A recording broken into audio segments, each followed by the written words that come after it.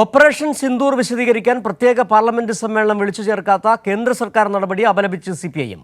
Operation സിന്ദൂറിനെ നരേന്ദ്രമോദി രാഷ്ട്രീയ താൽപര്യങ്ങൾക്ക് ഉപയോഗിക്കുകയാണെന്ന് party general secretary M A Baby ആരോപിച്ചു. വിദേശത്തേക്ക് സർവകക്ഷി സംഘം അയച്ചതിലും പ്രതിപക്ഷ പാർട്ടികളുടെ കൂടിയാലോചന ഉണ്ടായില്ലെന്നും അദ്ദേഹം ചൂണ്ടിക്കാട്ടി.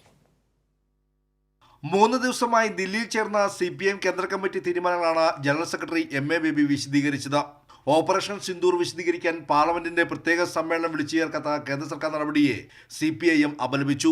പഹൽഗാം ഭീകരാക്രമണവും ഓപ്പറേഷൻ സിന്ദൂറും രാഷ്ട്രീയ താൽപര്യങ്ങൾക്ക് നരേന്ദ്രമോദി ഉപയോഗിച്ചുവെന്നും ബംഗാളിലെയും ബീഹാറിലെയും പ്രസംഗങ്ങൾ ഇതിന് തെളിവാണെന്നും M A baby.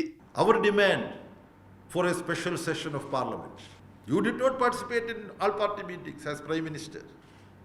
Okay, now why don't you call a special session of parliament exclusively to discuss Pahalgam and the aftermath?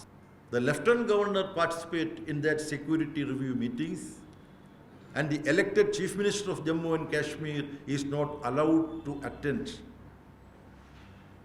the security review meetings. Pahalgam ഭീകരാക്രമണത്തിന് ശേഷം നടന്ന 2 സർവകക്ഷി യോഗത്തിലും പ്രധാനമന്ത്രി നരേന്ദ്രമോദി പങ്കെടുക്കാത്തതിനെയും സിപിഐഎം വിമർശിച്ചു. വിദേശത്തേക്ക് സർവകക്ഷി സംഘത്തെ അയച്ചതിലും കൂടിയാലോചന ഉണ്ടായില്ല.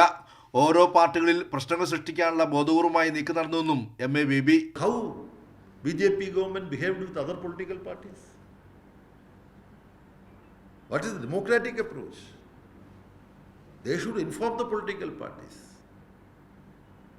We want to send delegation, we want this many representatives from your party. Pahalgam ഭീകരാക്രമണത്തിന്റെ മറവിൽ നടന്ന വർഗീയ വിദ്വേഷ പ്രചരണങ്ങളിൽ കേന്ദ്ര സർക്കാർ ശക്തമായ നടപടി സ്വീകരിച്ചില്ലെന്നും സിപിഐഎം കുറ്റപ്പെടുത്തി.